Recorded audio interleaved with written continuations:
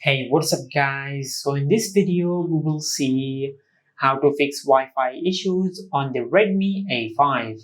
Now to do that, just open the settings app on your smartphone. Now just tap on network and internet. From here, just scroll down and tap on private DNS.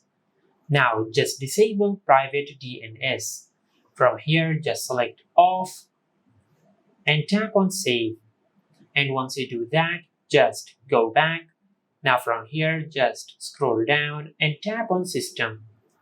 Now from here, just scroll down and tap on reset options. Now from here, just tap on reset Bluetooth and Wi-Fi.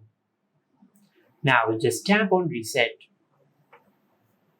And once you do that, just go to your home screen. Now just press and hold the power button to open the power menu.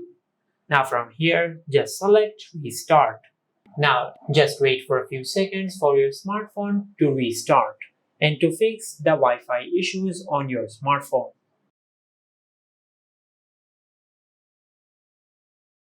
Now as you can see, our smartphone has finished restarting. And this is how you can fix the Wi-Fi issues on the Redmi A5.